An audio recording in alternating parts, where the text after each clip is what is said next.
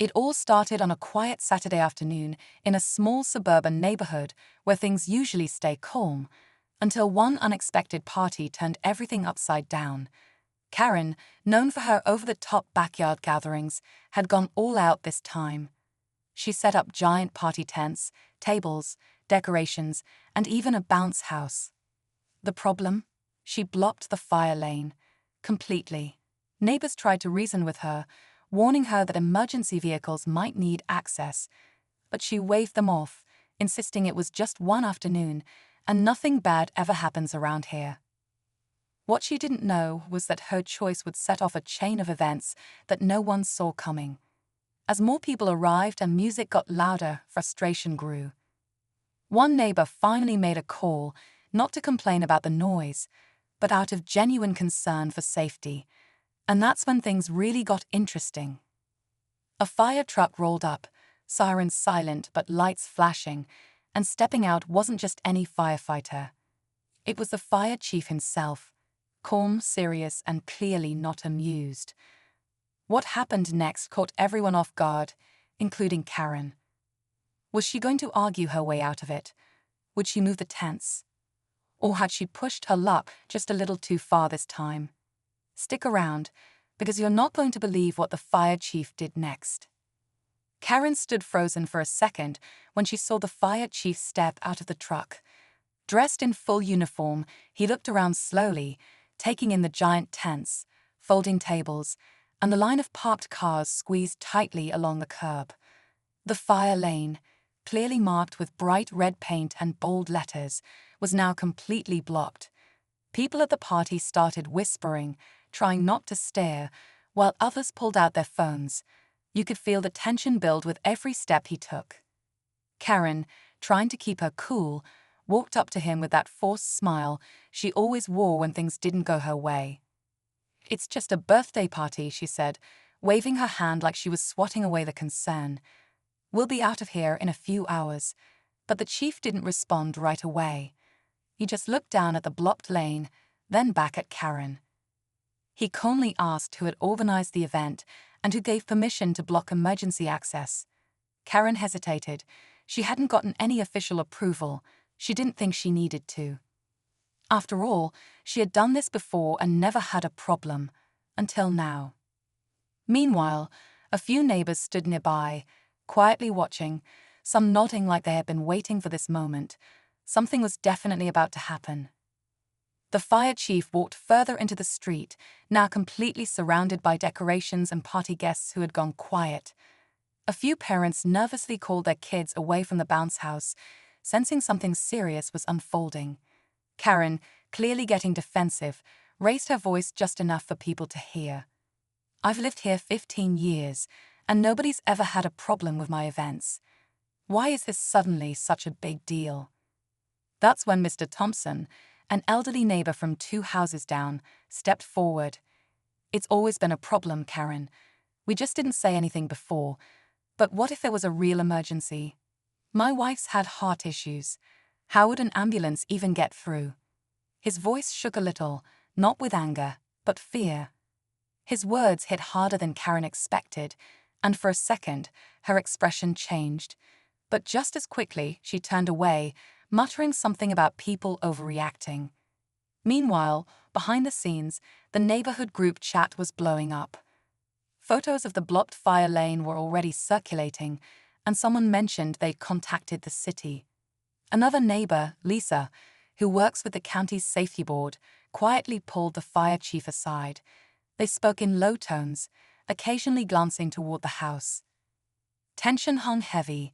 This wasn't just about tents anymore.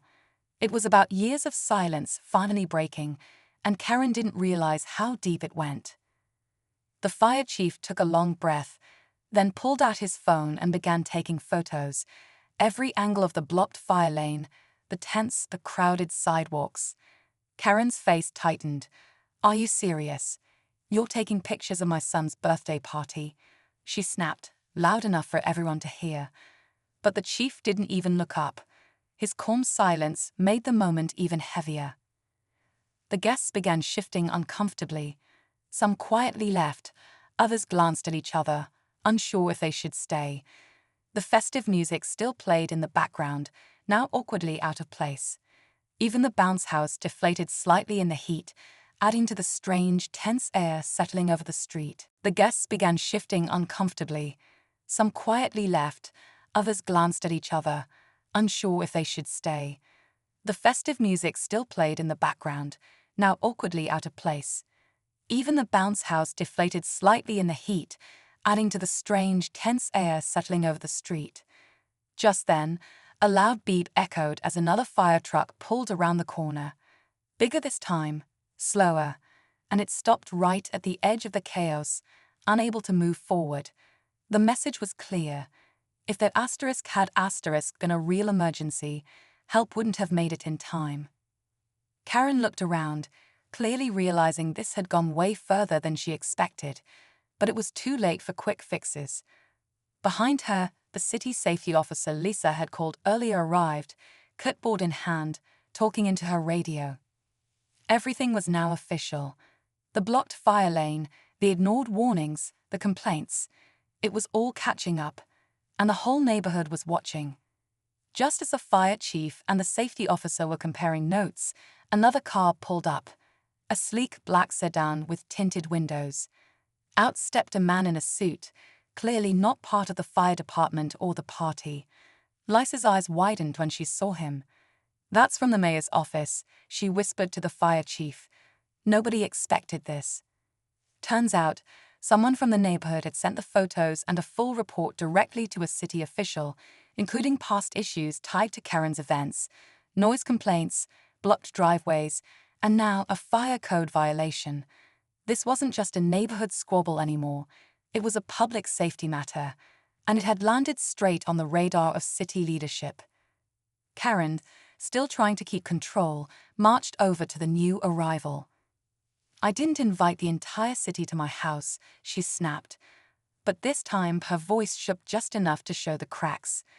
He calmly held up his phone and said, "We've received multiple reports. This is an active safety concern. You've hosted unpermitted events here before, haven't you?" The color drained from her face. Then, another twist. Mr. Thompson's wife, the one he'd mentioned earlier, collapsed just steps away from their front porch. Gasps rippled through the crowd. The blocked fire lane wasn't hypothetical anymore. The emergency everyone feared was now real. Chaos broke out the moment Mr. Thompson's wife collapsed.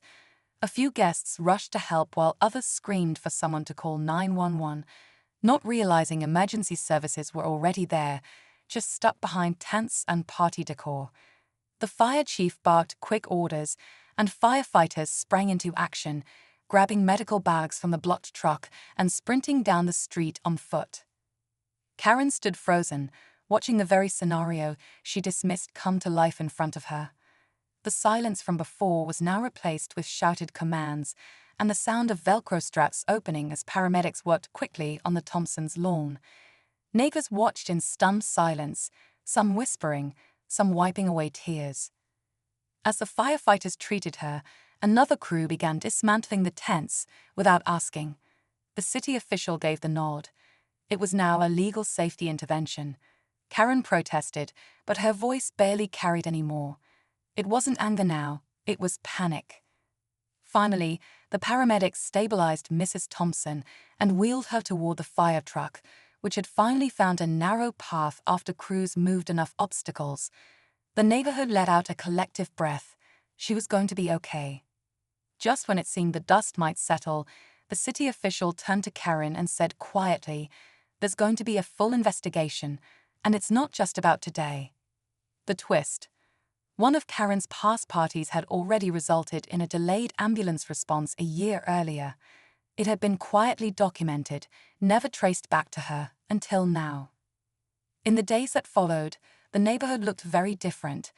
The party mess was gone, but the tension lingered. Karen received multiple citations for blocking a fire lane, holding an unpermitted event, and violating local safety codes. The city launched a formal review, and she was ordered to attend a hearing. For the first time in years, she didn't argue. She didn't say much at all. The twist. One of Karen's past parties had already resulted in a delayed ambulance response a year earlier. It had been quietly documented, never traced back to her. Until now. In the days that followed, the neighborhood looked very different. The party mess was gone, but the tension lingered.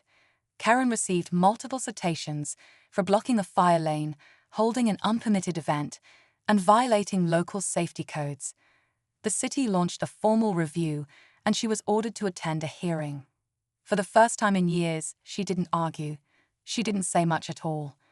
Mrs. Thompson made a full recovery, thanks to the quick action of the firefighters, though everyone knew things could have ended much worse. As for Karen, she kept a lower profile after that. No more massive parties, no more tents in the street. She started waving to neighbors again, maybe out of guilt, or maybe because she finally saw the bigger picture. The whole situation became a turning point for the block. More communication, clearer boundaries, and a stronger sense of responsibility. Sometimes it takes a close call to wake up a community, and in this case, a blocked fire lane turned into a lesson no one would forget.